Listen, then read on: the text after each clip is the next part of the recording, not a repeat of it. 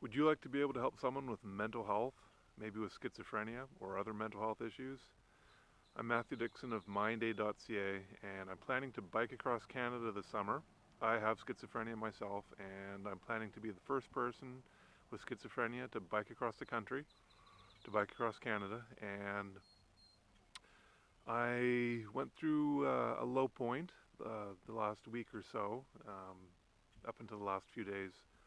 I was thinking, oh my gosh, what am I doing biking across Canada with schizophrenia? I feel good these days, but feeling good is relatively new for me. I had a long recovery, pushing 30 years. I'm 51 now. I have done the trip before. When I was 20, I biked across Canada, but that was before I got sick. And to do the trip with a disease like I have, there were many years I could not even contemplate doing a ride, let alone it's a chore for me to even just put on my shoes.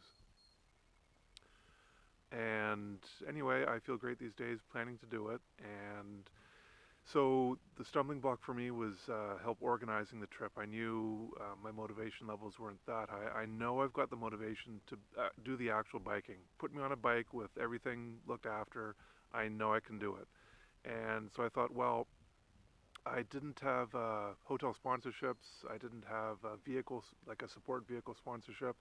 I did have people signing up to be the driver of the support vehicles, which I was very thankful for.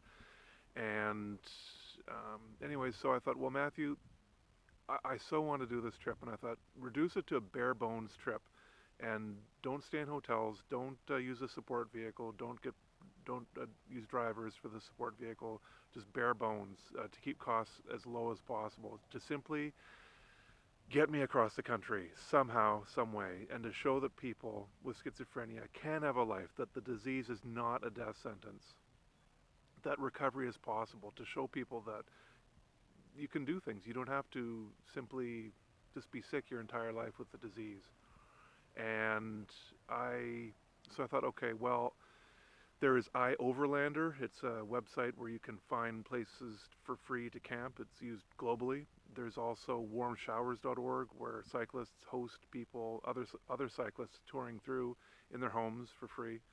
There's couchsurfing.com, which I've used before, and it's like Airbnb but for free. And so that's also with. I'll take my tent so I can sleep in campgrounds if I have to. So that's free or cheap accommodation. I've got a friend who's given me a buddy pass. He's a flight attendant to fly standby from the Maritimes out to Vancouver, where I'll be starting. And so that's fairly cheap airfare out there. And the biggest expense will be food. I'll be eating a lot of food. I did last time. I was eating for 3 people, not just me.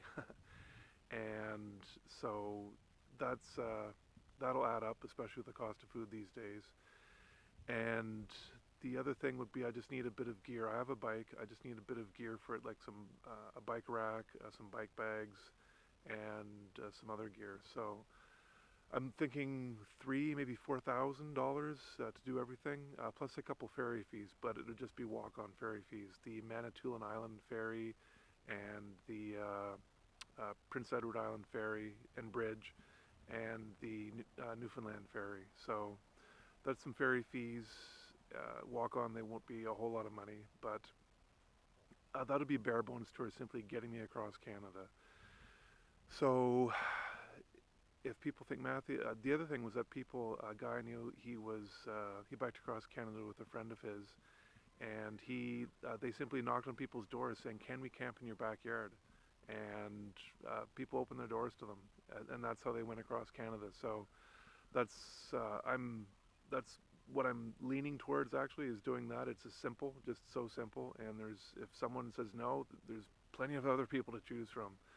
The Kindness Diaries, a movie on Netflix. It was a guy who simply asked for the kindness of strangers to go across America on his motorcycle. So people do this sort of thing. Whether I have I'm wanting to do that. That's what I'm leaning towards. Some people say it's risky. You don't know who you're going to meet and everything, but there's risk involved. And I just want to do it. I want to do that. And so I'm asking for a bit of help. I've phoned some Rotary Clubs. I'm starting to do some talks for them, hopefully with some donations from them. And also, I will, yeah, that's my plan so far. So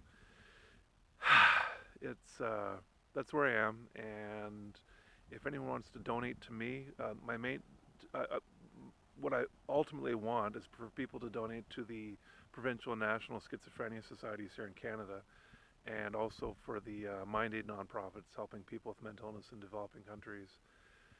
But right now, to actually do the trip, I'm focusing more on just getting a few thousand for me to get myself across Canada on a bicycle.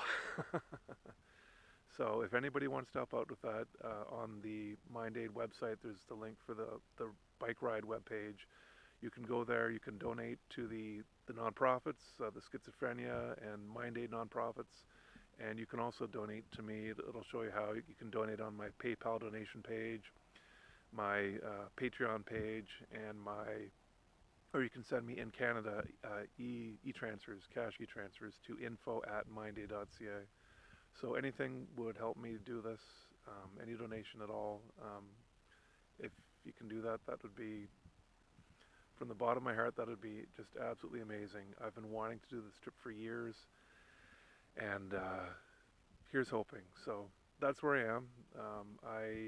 The other thing I want to say is that on a couple days ago, I'm following a training pattern, and I said I can't wait. I want to jump right ahead to the end to see if I could actually do it.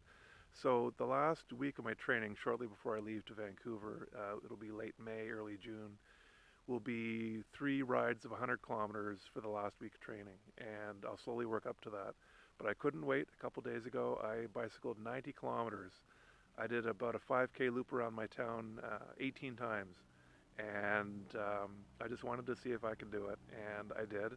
I was a little sore the next day. Today I'm not feeling too bad, and it's nice. That is the longest I've biked in one day since 1993, when I biked around southeastern New Brunswick, the year after I biked across Canada. So I was ecstatic about that, to show that it's possible. You can simply, you're capable of so much more than you think you are. So much more. I've been telling this to people for years. It's one of my main messages. You can do things that you didn't think possible.